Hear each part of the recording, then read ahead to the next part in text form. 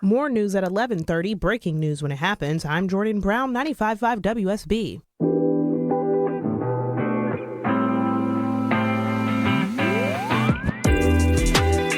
Well, would you look at that?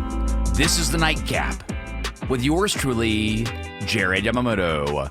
My Nightcap is live every Saturday night from 11 to midnight right here on 95.5 WSB in Atlanta. I don't know what's going on this weekend, but we've been especially bad. What are we being bad at? Sitting at green lights. There is nothing, and I mean nothing, more annoying that when you're stuck in traffic, you have to beep the horn at somebody because the light has changed from red to green, and you're sitting there for an extra 10 to 15 seconds because somebody isn't paying attention in their car. Ladies and gentlemen, I am here to tell you that Atlanta traffic could be significantly better if we all just paid a little more attention to the road around us. And it's been especially bad this weekend. I don't know what's up. Maybe I've been in the car a little bit more over the past couple of days. I know I went to the FIFA Fan Fest. Thank goodness I Ubered to that earlier today. But over the past couple of days, I drove up to Alpharetta to go see Santana and Doobie Brothers. And the amount of people that were just sitting at green lights because they're looking down. I don't know if they're looking at their phone or if they're looking at their radio. They're looking at something. They are distracted. And I had to beep the horn, which I don't like to do that. I don't like to be the horn beeper. I feel like a Yankee when I do that. I'm born and raised. I'm an Atlantan through and through. I don't like to beep my horn to people. But we've got to pay attention to keep this traffic flow moving.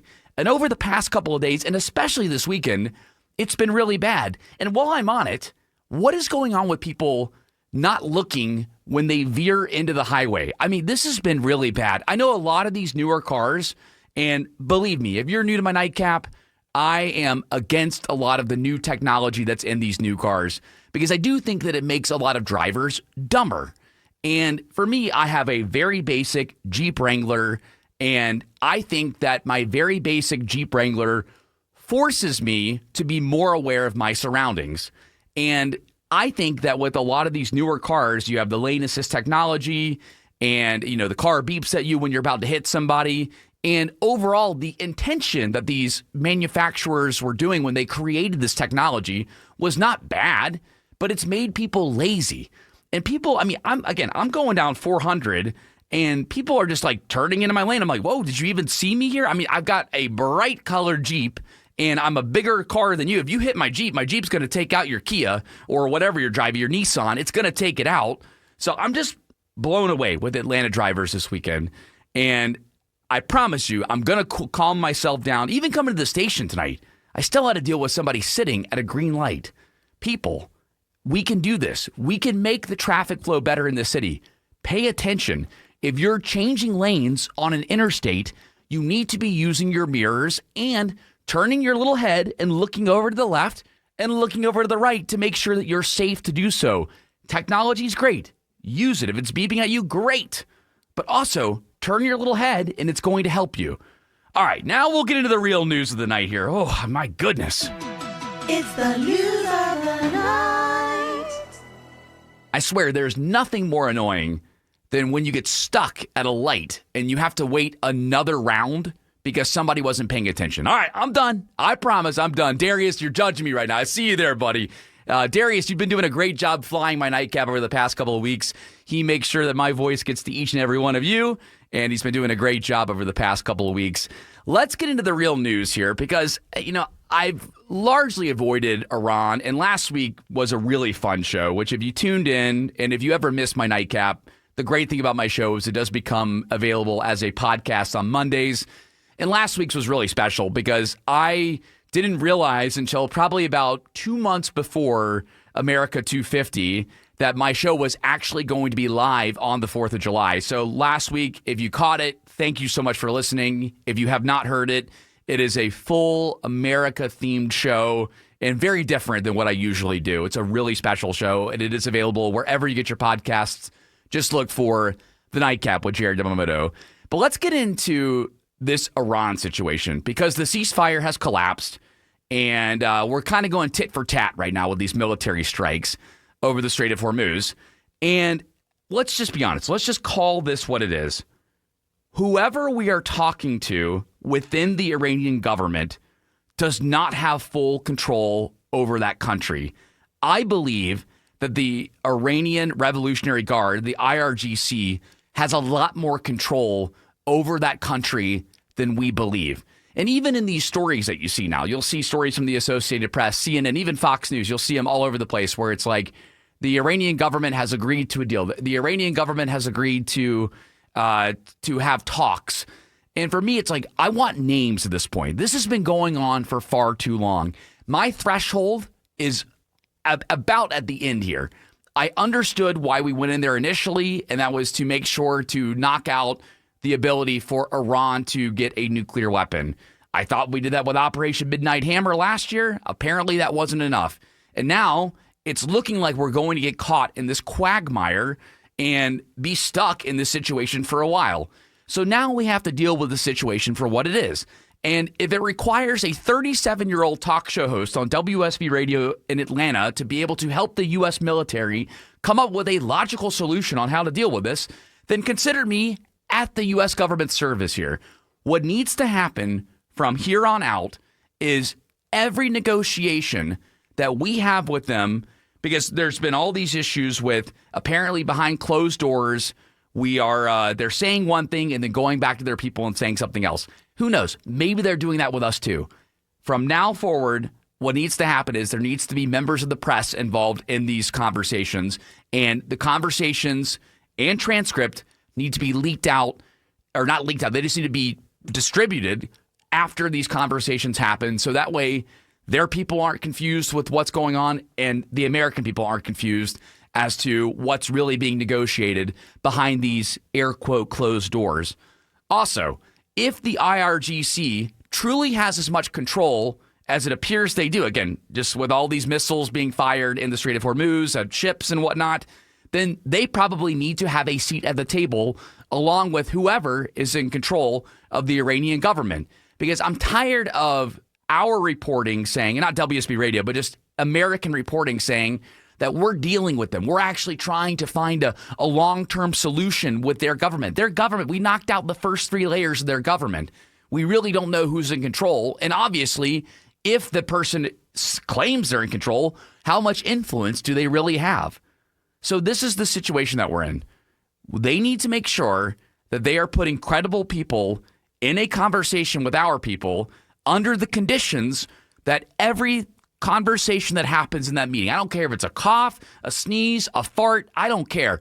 I want the entire transcript leaked out to the American people, the European Union, or the Iranian people, everyone, so the globe can see it. And there is no way that the information can be miscued or can be changed. That is what needs to happen. I don't want any skewed information coming out of these meetings. That's what needs to happen. The second thing, and I brought this up earlier this week on my podcast series, Solo Moto, which, again, if you subscribe to all my channels at Jared Yamamoto, you can get Solo Moto as well. But what I said was, and I brought it up with some of my colleagues here at WSB Radio, mixed results. Some people liked it. I think Shelley Winter liked it. Eric Erickson liked it.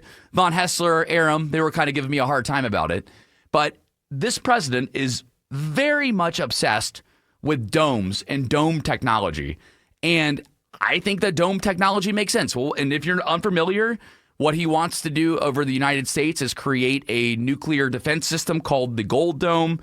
We have the Iron Dome over Israel, which works pretty well. I think that until these negotiations prove fruitful for both sides in this case, the Iranians getting, I guess, as little as possible, and us end up getting more than what we expected out of it. I want us to win this, by the way. I don't know why some people on this station come on here and suggest that they don't want the U.S. to win. I want us to win this. I want us to get the most out of the situation. And unfortunately, we're just going to have to play a little bit of hardball with Iran going forward. But going back to my dome solution here, what I think needs to happen is we need to create some kind of dome over the most vulnerable parts of the Strait of Hormuz. So that way, when a vessel is going through there, while these conversations are going, we can just tell the Iranian government, whoever's in control, the IRGC, whoever wants to fire missiles at any of these oil tankers, any of these ships, good luck. We have a dome over the most vulnerable part, so you're not going to be able to hit any of these ships until you are actually serious about negotiating what's going on. Because this idea that we've been defeated by them is incorrect. We just don't want to have boots on the ground because that would not fare well for the American people. I don't want boots on the ground in Iran. But until they get serious about negotiating, because obviously they have different political opinions going on within whatever their government is, we have to be serious and say, okay, we're the adults here. We're going to put a dome over the Strait of Hormuz, protect any ship that's going through there, our allies included, because we have screwed over a lot of our allies by creating this mess in the first place. And we have to thank a lot of people for getting us involved in this. But right now, we have to be the adults. We create a dome over the most vulnerable parts of the Strait of Hormuz, negotiate with whoever is in control of the Iranian government, and then release all information that comes out of the meetings to everybody involved in the world. This is what needs to happen here. You're just not getting honesty, and these people are not serious people with the way they're negotiating. I feel a lot better about getting this off my chest, by the way, because all these people are just like, well, this is how you deal with it, and now this is just an embarrassment for the United States. No, we just have to be the adults and realize that we have the better military, better technology. We got ourselves involved in this mess. Now, as the adults, how do we end the conflict? This is what you do here.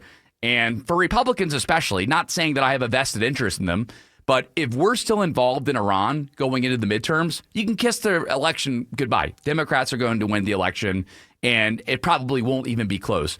So that's what I would do to fix the situation in Iran. All right, when we come back, I will get into some local news because there's a lot of local stories I want to get into, especially with these flock cameras. These flock cameras are being abused everywhere across the state of Georgia. And then there's this bizarre story, which, again, if it's true, my heart goes out to this girl, but an Australian tourist was touring through Italy, and she was kidnapped twice in a day. So immediately I'm like, okay, terrible. I don't want anybody getting kidnapped. She's, an adult. But still, my whole thing is, how does that happen twice in one day? We'll get to the bottom of that, and of course, get into even more of the news of the night when the Nightcap with yours truly, Jared Yamamoto, returns in just a few minutes. If you can't wait, give me a follow on my socials at Jared Yamamoto, and I promise you, we'll keep the conversation going through the break.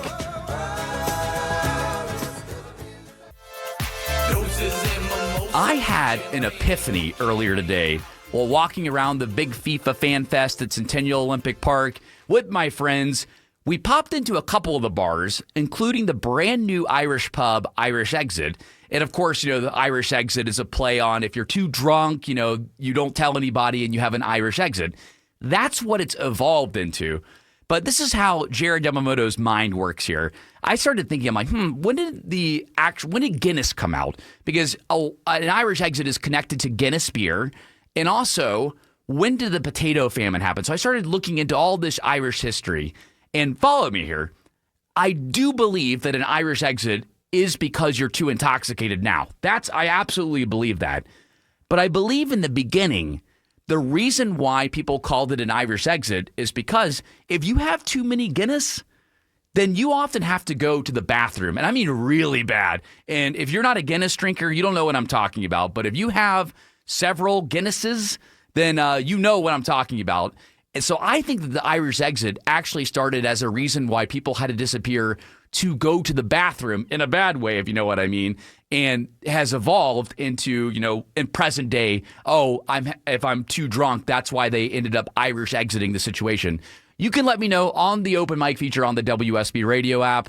You get 30 seconds over there. Let me know if you agree with me or disagree with me. Maybe my epiphany is absolutely crazy. I believe that I am correct about this, though, because if you've had Guinness before, especially a few too many Guinness, you know exactly what I'm talking about. This is the Nightcap, by the way, with yours truly, Jared Yamamoto. And I can hear my boss. He's probably like, oh, come on, Yamamoto, get some more of the news of the night, which we will here.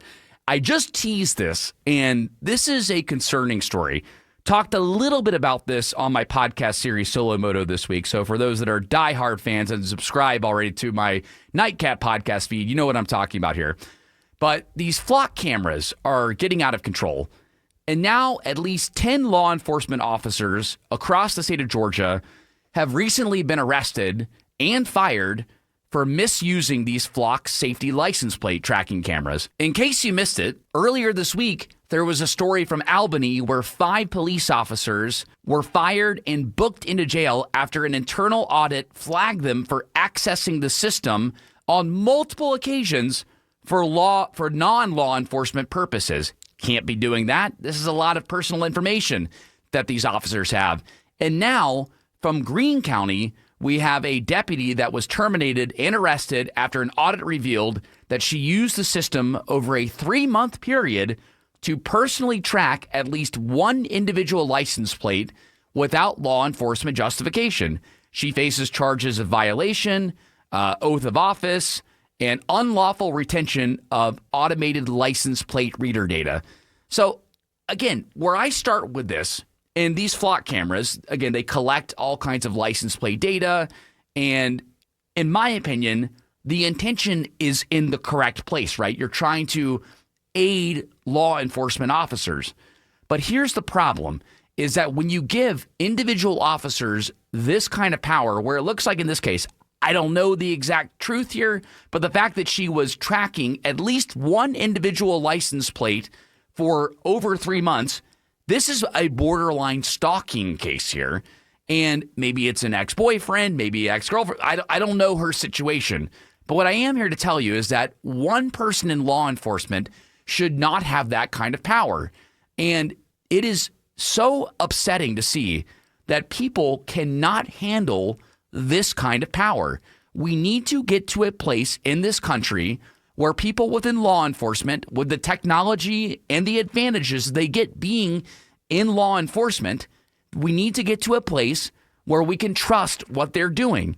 And with the story with Albany, again, it's the same thing. People were tracking and accessing the system on multiple occasions, just looking at different license plates. I know that you have a lot of power, and these cameras are really, really good.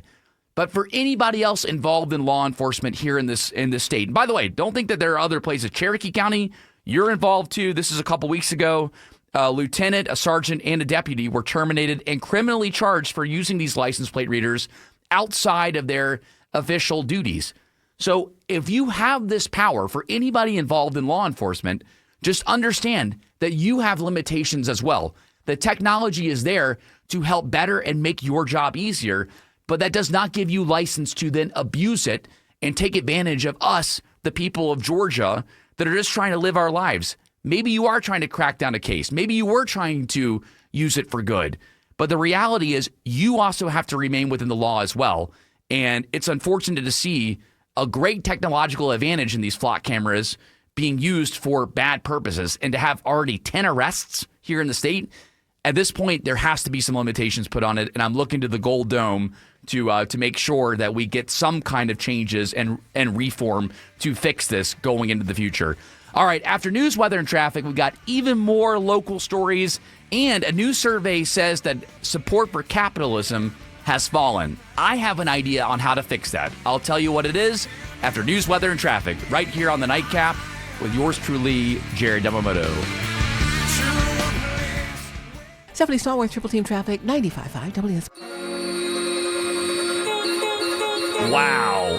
Just wow. Some of the things that I find during this show, during the breaks or during the newscast are absolutely wild. And if you're in the dating world now, maybe you're newly single or you're just looking for love, I mean, God bless you. Some of these stories are absolutely wild, and I can't wait to share this with you. By the way, this is the Nightcap with yours truly, Jared Yamamoto, and I'm on every Saturday from 11 to midnight right here on 95.5 WSB. And this latest dating trend, I just have to play this for you. I mean, I really feel for those that are single right now. I mean, this would never work for me at all. Goblintimacy is a dating trend that flips all the rules. Instead of showing up polished, daters are showing up as their real selves, flaws and baggage included. The idea is to weed out partners who would never be right in the long run. Dating coaches say the mindset is fine, but low-effort dating is not goblintimacy. Authenticity matters, but oversharing can backfire. Real intimacy is earned over time, with trust and rapport built bit by bit, experts say. Oh, wow. So if I show up as my real, authentic self and I'm showing just the raw side of me, then the person's going to they're going to love me. This is ridiculous. We used to call this going goblin mode. And all I can think about is I can imagine my wife and I, like when we're at our favorite part of the day is probably when we're together, we've just had dinner, and we're having kind of a couch rot scenario where we're watching our favorite show together. I could not imagine being single and showing up with my, with a disheveled look and just trying to woo another lady into my life. And again, this is just me coming from a heterosexual male perspective. I would never do that. I always put effort into a date. And if I were single again, I would absolutely put effort into a date. Do not do this. Do not go goblin mode or whatever the hell this is. Goblintimacy. I mean, that's ridiculous. This is absurd. If you think that by showing up as your raw, unfiltered self and you don't put any effort into the date that it's going to work for you, you are going to be very disappointed because people are going to judge you even more. Do not do this. Goblintimacy. Get out of here with this. This is some of the things that you find on the internet are absolutely wild. All right, moving on with more of the news of the night here. A railway conductor on a Tennessee tourist attraction was fired after he shared his comments telling non-Americans they can leave if they don't like this country. This was on the Incline Railway up on Lookout Mountain in Chattanooga. I've got the audio here. This is obnoxious. I'm not going to lie. To the very, very few Americans in here, happy Independence Day. To the rest of you, welcome to the greatest country on the face of the planet. And if you disagree, you can leave. Okay, bro, you're a part-time worker and you are inviting tourists onto the Incline Railway on Lookout Mountain in Chattanooga. The idea is to bring in as much money as possible and get tourism from all over the world, including all over the country and all over the world. You want all kinds of money no matter where it comes from. Bro, like you can't be doing that. Like I am the biggest patriot that any of you will know. I promise you. I love this country. But anytime I'm in a work scenario or in a moment where I feel like as an American I should flex, no, that's ridiculous. That's ridiculous. You should not have said that. And I am happy that the Incline Railway has fired this individual for doing this. I mean, this is absolutely the wrong kind of behavior. It's one thing to show pride for your country and one thing to show patriotism, but to be obnoxious about it, I mean, that's exactly what this guy's doing here. He's trying to get a rise out of his customers that are riding on this Incline Railway. To the very, very few Americans in here, happy Independence Day. To the rest of you, welcome to the greatest country on the face of the planet. And if you disagree, you can leave. Yeah, that is obnoxious, and bravo to the Incline Railway for doing the right thing. It's just amazing how dumb people can be. You can show your patriotism and your love for your country without being obnoxious about it. That's my whole thing. I love this country. I would never do anything like that if I were in a position where my job is to cater to the tourism on whatever my, in this case, the Incline Railway. He's a conductor, so my job is to make the experience as fun as possible. I couldn't imagine something like that going down at Stone Mountain. That would be absolutely absurd if I had heard that from somebody like that. All right, another story, kind of sticking with the politics here a little bit. So support for capitalism among Americans has dropped within the last 10 years. So only 48% of respondents said that American capitalism is functioning very well or somewhat well, while 51% said it is functioning not too well or not well at all. This is from the Wall Street Journal and NORC Research Center. And here's what needs to happen here. I think I've been working on this a lot here because, I'm always thinking about my show. I'm always, even on Mondays, I start kind of writing out ideas, and I've brought this point up a couple times here on the Nightcap. So if you're new, you'll be hearing this for the first time. But if you're a diehard listener, a true Nightcap fan, you know where I'm going to go with this here. But I think that both parties have identity crisis going on.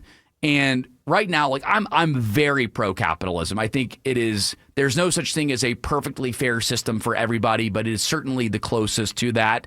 And it allows anybody in a truly capitalistic society to rise in the ranks, go from the bottom to the top. Like it's the only system that allows you to do that. Like there's issues with socialism, there's issues with communism, there's issues with all kinds of government forms.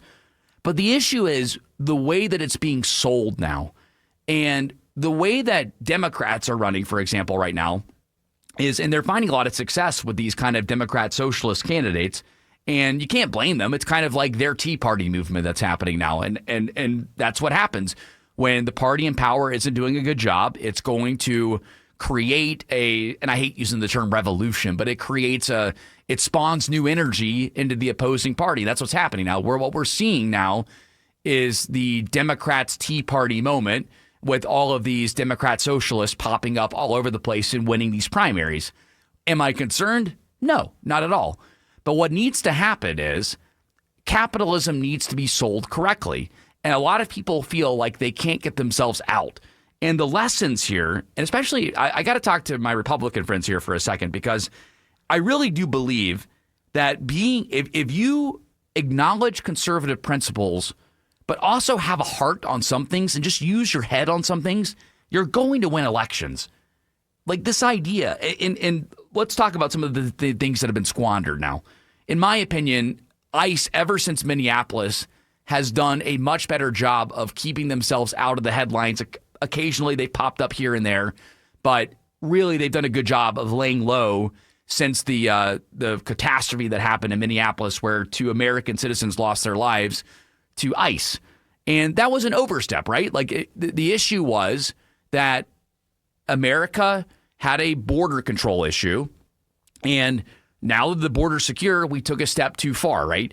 And we had all these people rounding up people, and that's the conservative ideology, not realizing, oh my gosh, let's use our head on this one. Let's use our heart on this one. Should we really be going into neighborhoods and rounding people up? That's where you have to kind of just sit back and think, how are the optics on this?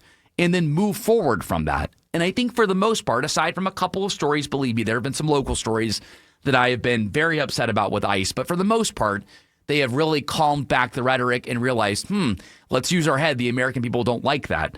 And for the Democrats, if I could speak to them for a second, if you could just explain that, hey, I'm a Democrat, I'm running for this country because I love this country, and this is what I want to do to fix this country. There's too many Democrats now that are running that are like, we hate the idea of this country and we're not patriotic. And I'm just like, what? How in the world am I supposed to get behind that? And I think now with this capitalism study, I think that's the other way that you get people involved in this, is you say, hey, not only am I a lover of this country, it doesn't mean you have to love the current direction of this country, but you just love this country in general.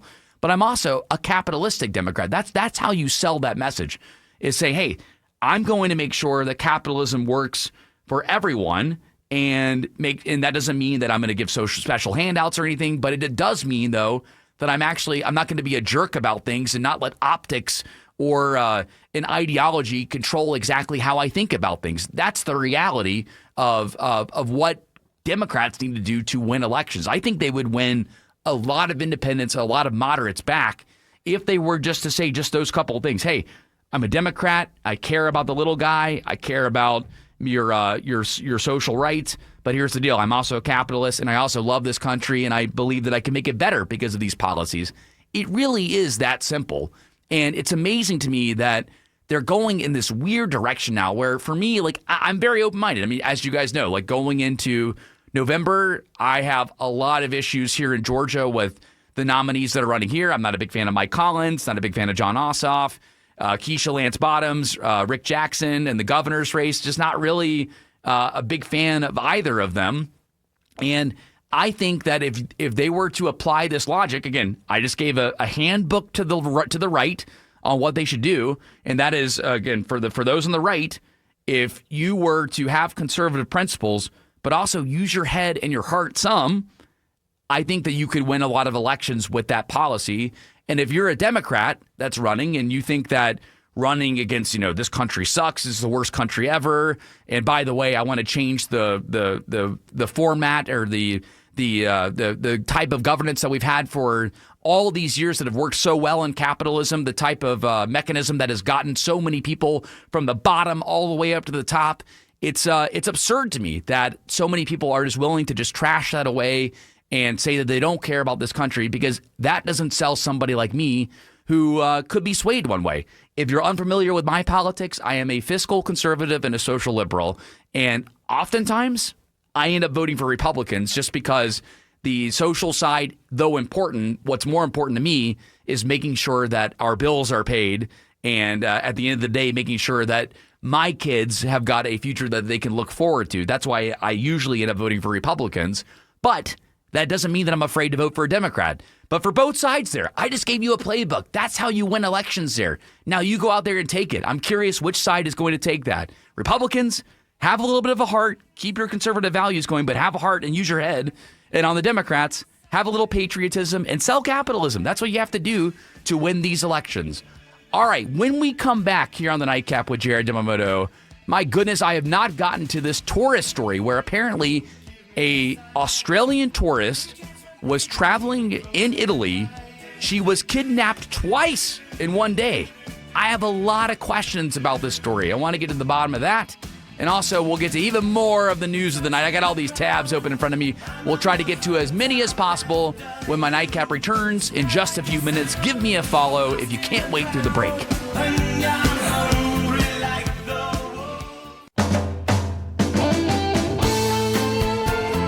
I've been noodling back and forth about how I feel about this, because if you tuned in earlier tonight, which, by the way, this is the Nightcap with yours truly, Jared Yamamoto, and I'm on every Saturday from 11 to midnight right here on 95.5 WSB. And, of course, as soon as I get going, I feel like as soon as the train's going on the tracks here, we're already at the last segment, and it's ridiculous to me that I only have an hour. But the great thing is you can keep on talking to me after midnight on my socials at Jared Yamamoto, or, of course, the podcast is available wherever you get your podcast. Just look for the Nightcap with Jared Yamamoto. So if you tuned in earlier, I mentioned how I was frustrated with people driving and sitting at green lights and just not using their lane assist. And I have been going to a lot of shows and stuff. Has been busy. I'm actually seeing Tame Impala tomorrow at State Farm. Really pumped to see Kevin again. That's going to be a lot of fun to see Tame tomorrow at State Farm. And I saw Carlos Santana and Doobie Brothers Thursday night up at Amaris. Had fun at that too. I don't know when we're going to see Carlos Santana again. I did not realize that the guy is 78 years old. But here's what I'm noodling about. At 78 years old, for probably 80 to 85% of the performance, he was sitting down. And on one hand, I think it's fine that he sat down. He's 78 years old. He's older than my in-laws. Like, I mean, that's up there. You've lived quite a life there, Carlos Santana. Who am I, Jared Yamamoto, to say, hey, how dare you, Carlos Santana, for sitting down? But then on the other hand, like, you're doing a performance. And at some points, he had his back kind of turned to the crowd. And I'm like, wow, like, I mean, either this guy is just a badass or he just doesn't care anymore. And overall, the show was great. But I think that as a performer, when you sit down, it tells your audience that they can sit down as well. And maybe that was the intention. It's just amazing when I go to all these different shows with different people. And I'm blessed because both my wife and I have got a very large catalog of music that we like. And so we enjoy shows like that, which, credit to also Michael McDonald of the Doobie Brothers, 74 years old, still doing it. They put on a hell of a show too. But at no moments were they turning their back or sitting down during their show. So I don't know. Maybe I saw Santana for the last time. Maybe this is his true farewell tour. I mean, really, the band kind of is plug and play if you think about it. He sits there and he plays the guitar. I think that the idea of Santana or the band itself could keep going on and on and on. But at the end of the day, I'm just curious what your thoughts are. I mean, do you think that that he should not have been sitting down and turning away from the crowd, or is that just kind of a badass thing to do? You're 78, probably on your last run. He's made millions of dollars. He doesn't need me to be in the crowd. So for me, I like Santana. I went there for Doobie Brothers specifically, but I just thought it was interesting. I haven't seen many artists do that, but I've read about them. You've heard about these stories where you've had like Rod Stewart passed out. Even Harry Styles a couple weeks ago passed out because he choked on something. So these artists end up getting hot out there, which, again, it was hot as hell that night, so maybe that had something to do with it. I lean on the side of, as somebody that is a fan of Santana, I would not say I'm a diehard fan. I'm definitely a fan. I was okay with it. But if you're a diehard fan, were you okay with that? Were you okay with him sitting down and turning away from the crowd? I don't know. I'm curious. Let me know on the open mic. And because unfortunately, I cannot take any calls now as we run out of time here. All right, I got to get to this story here because this is wild here. So a tourist from Australia revealed how her trip to Italy became a nightmare when she was allegedly kidnapped twice within hours by two different men. Her name is Stephanie, and she's from Melbourne, or as the Australians say, Melbourne, but we call it Melbourne. And her friends went out to some kind of bar, and she met up with these people that were kiteboarding. And she's like, oh, I trust them. I'll start hanging out with them. And eventually she hopped in the car with one of these guys, and he started to show off and show how fast the car could go. And eventually she had to just basically tell the person to stop the car. She jumped out of the car, ran for her life, and went to like another person that she thought was going to help her. And the person seemed nice at first in this other city, and he ended up being a jerk too, and was telling her via Google Translate, hey, what are you going to do to pay for me helping you? And it's just like, okay, the reality is, as somebody that travels a lot, here's what you need to do. Understand the situation. You cannot trust strangers like that, especially when you're by yourself. And if it seems too good to be true, it probably is. Always have your head on a swivel, no matter where you're traveling. I promise you. There are a lot of people that are trying to do bad things, but there are good people in the world as well. But what you have to do is you have to use your head and sometimes take a second to regain your bearings and know exactly where you are. And the fact that she did not contact her friend sooner was absolutely ridiculous to me. That's where she made the mistake. All right, that is our time for tonight here on the Nightcap. Thank you so much for hanging out with me. Make sure you do two things for me as we wrap up. Number one, don't do anything I wouldn't do. Number two, be safe out there. And I'll talk to you Monday at 3 p.m. on the Von Hessler Doctrine.